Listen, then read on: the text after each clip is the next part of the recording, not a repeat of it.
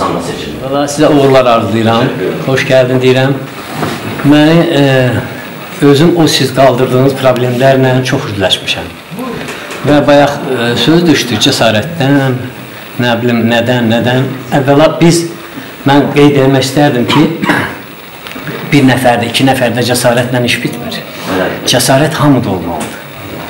Bizim konstitusiyamızın 1-ci maddəsində göstərilir ki, mən tarix müəllimiyəm, 10 il məktəb direktoru işləmişəm və bu məmurlarla bacara bilməyib istifa vermişəm.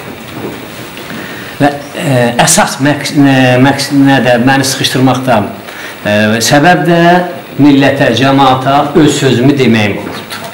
Hələ lazım gəlsə burada müəyyən məsələləri xırdalamaq da mümkündür.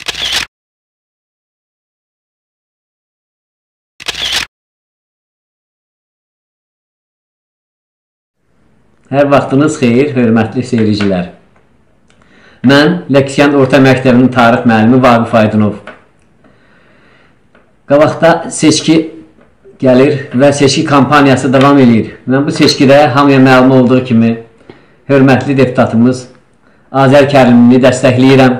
Onun gördüyü işləri, indiyə qədər gördüyü işlərə xalqımızın, dövlətimizin xeyrinə gördüyü işləri davam etdirməyini istərdim.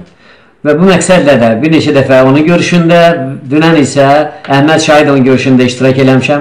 Lakin burada gedən proseslərdə mənə məlum oldu ki, bu gənc namizəd adamlara çox şey vəd eləməklə, populist çıxışlarla ucuz səs qazanmaq istəyir.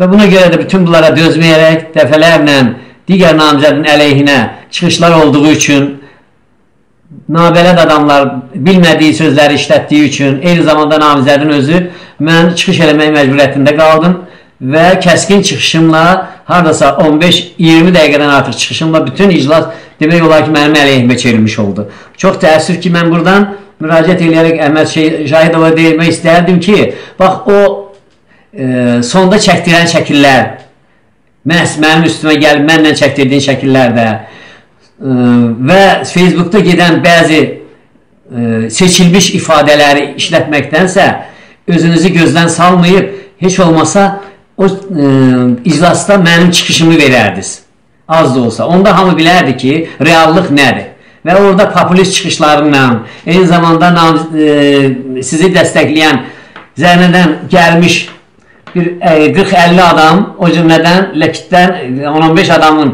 iştirak elədiyi bu iclasda sizin verdiyiniz vədləri yerinə yetirmək iqtidarında olmadığınızı sübut elədiyim üçün mənim əleyhimə kampaniya qaldırdınız və sonda isə çəkilən şəkilləri Facebooka qoymaqla özünüzü gözdən saldınız. Və bu sizin fəaliyyətiniz məni yox, sadəcə olaraq özünüzü qaldırmaq məqsədi daşıyan fəaliyyətiniz əksinə sizi gözdən saldı. Mən istərdim ki, mənim səmimiyyətimi başa düşən hər bir adam paylaşmada, Facebookda paylaşmada mənim səmimiyyətimə inanan hər bir adam Azər Kərimliyə səs versin. Yəni, indiyə qədər biz görmüşük ki, bu vədlər verənlər nə əksəriyyət əməl eləmir. Amma dəfələrlə Azər Kərimli öz vədlərinə, daha doğrusu gücü çatdığı şeyə vəd eləyir və eyni zamanda da əməl eləyir. Mən əminəm ki, Azər Kərimli deputat kimi yenə də fəaliyyət göstərəcək.